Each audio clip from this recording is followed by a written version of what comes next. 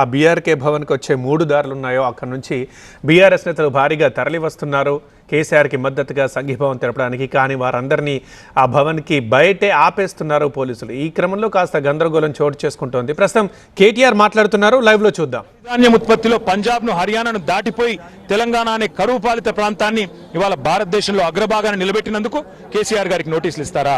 లేదా ప్రపంచంలోనే అతిపెద్ద లిఫ్ట్ ఇరిగేషన్ ప్రాజెక్టును 4 ఏళ్లలో ప్రజాస్వామ్య భారతదేశంలో కట్టినందుకు మీరు నోటీసులు ఇస్తారా? దేనికి ఇస్తారు కేసీఆర్ కు నోటీసులు? అన్ని చర్చలు కూడా ఇవాళ కమిషన్ ముందు జరుగుతాయి. ఎన్ని ప్రశ్నలు అడిగినా వాటికి సమాధానాలు సమర్థవంతంగా మేము చెప్తాము. ఇప్పటికే హరీష్ రావు గారి ప్రజెంటేషన్ తోనే కాంగ్రెస్ బీజేపీ నాయకులు ఫ్యూజులు ఎగిరిపోయినాయి. ప్రజలకు కూడా మొత్తం వాస్తవాలు అర్థమైపోయినాయి. వాడు కొత్తగా చెప్పడానికి కానీ మరి అడగడానికి కానీ వాస్తవంగా ఏం లేదు. కానీ సాంకేతికంగా పిలవాలి కాబట్టి పిలిచడం నేను అనుకుంటాను. రేవంత్ రెడ్డి వాళ్ళ మామ దగ్గర కూర్చుంటే మంచిది. పిల్లనిచ్చిన మామ దగ్గర రేవంత్ రెడ్డి 5 నిమిషాలు కూర్చొని బుద్ధి జ్ఞానం తెచ్చుకుంటే మంచిది.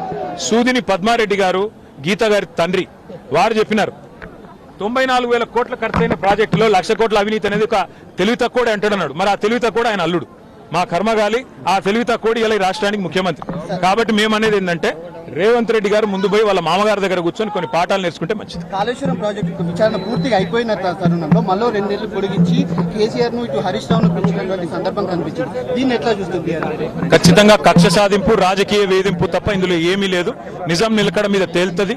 ముమ్మాటికి అల్టిమేట్ గా ప్రజాక్షేత్రంలో న్యాయస్థానాల్లో ఎక్కడెక్కడైతే ఇవాళ ఈ విచారణను ఈ వేధింపులను ప్రజలు గమనిస్తున్నారో 1 కోటి ఎకరాల మాగాణం చేసి పంజాబ్ ను హర్యానాను దాటే విధంగా తెలంగాణలో వ్యవసాయ ఉత్పత్తి పెంచిన కేసీఆర్ గారి మీద వేధింపుకు పాల్పడితే తప్పకుండా ప్రజాక్షేత్రంలో ప్రజలు బుద్ధి చెప్తారు. 1.5 ఏడాదిన్నర కాలంగా ఒక ప్రాజెక్టు డిపిఆర్ గానీ కనీసం శంకుస్థాపన గానీ ఒక ఇటుక పెట్టి కట్టే దాఖలాలు లేవు.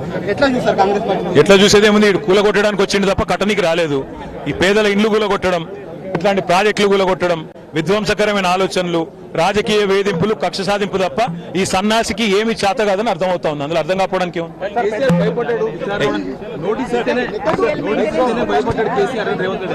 100 జన్మలెత్తినా రేవంత్ రెడ్డి అనే చిల్లరగానికి కేసీఆర్ గొప్పతనం అర్థం కాదు. రేవంత్ రెడ్డి గురువు, ఆయన జేజమ్మతోనే కొట్లాడినోడు కేసీఆర్. ఆ జేజమ్మని ఇక్కడి నుంచి తరిమేసినోడే కేసీఆర్.